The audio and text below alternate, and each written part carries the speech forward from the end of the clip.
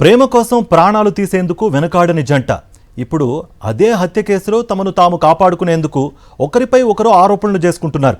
మహారాష్ట్రలో సంచలనం సృష్టించిన కేతన్ అగర్వాల్ హత్య కేసులో కొత్త ట్విస్ట్ వెలుగులోకి వచ్చింది. పోలీస్ కస్టడీ ముగిసేలోపు సియా గోయల్, చేతన్ చౌదరి ఇద్దరు బ్లేమ్ గేమ్ మొదలుపెట్టారు. అసలు హత్యకు ప్లాన్ చేసింది ఎవరు? ప్రేమ జంట మధ్య ఎందుకు విభేదాలు వచ్చాయి? Watch it. పూణేలో సంచలనం సృష్టించిన కేతన్ అగర్వాల్ హత్య కేసు రోజుకో మలుపు తిరుగుతోంది.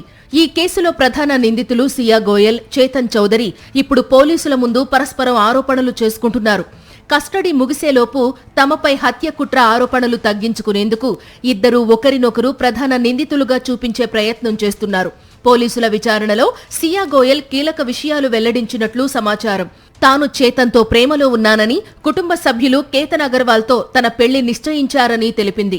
ఆ పెళ్లిని రద్దు చేయాలని ఎన్నిసార్లు చెప్పినా కేతన్ అంగీకరించలేదని పోలీసులకు చెప్పింది. కేతన్ కుటుంబానికి రాజకీయ, ఆర్థిక పలుకుబడి ఉండడంతో పారిపోయినా తమను వెతికి పట్టుకుంటారని భావించామని తెలిపినట్లు సమాచారం.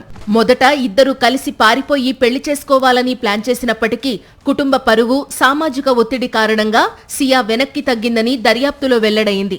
చివరకు పెళ్లిని ఆపడానికి మరో మార్గం కనిపించక కేతన్ను హత్య చేయాలనే కుట్రకు దిగినట్లు పోలీసులు అనుమానిస్తున్నారు. అయితే ఇప్పుడు పోలీసుల విచారణలో ఇద్దరి వాదనలు పూర్తిగా భిన్నంగా ఉన్నాయి. చేతన్ చౌదరి తాను కేవలం పారిపోవాలనుకున్నానని, హత్య చేయాలని సియానే ఒత్తిడి తెచ్చిందని చెబుతున్నాడు. మరోవైపు సియా మొత్తం హత్య కుట్ర చేతన్ మెదడులో పుట్టిందని, తాను అతని మాటలు మాత్రమే విన్నానని వాంగ్మూలం ఇచ్చినట్లు తెలుస్తోంది. జూన్ 14న కేతన్ను హత్య చేసేందుకు తలపెట్టిన తొలి ప్రయత్నం విఫలమైన తర్వాత చేతన్ తీవ్ర భయాందోళనకు గురై తన ఎదుటే ఏడ్చాడని కూడా సియా పోలీసులకు తెలిపినట్లు సమాచారం. ఈ వాంగ్మూలాన్ని కూడా పోలీసులు పరిశీలిస్తున్నారు. ఇద్దరి పరస్పర ఆరోపణలను కేవలం వారి రక్షణ కోసం చెబుతున్న అబద్ధాలుగా పోలీసులు భావిస్తున్నారు.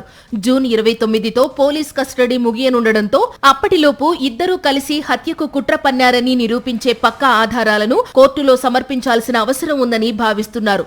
Cell phone data, digital communication, ప్రయాణ వివరాలు, సంఘటన స్థలంలోని ఫోరెన్సిక్ ఆధారాలతో చైన్ ఆఫ్ ఎవిడెన్స్ సిద్ధం చేయడంపై పోలీసులు దృష్టి సారించారు.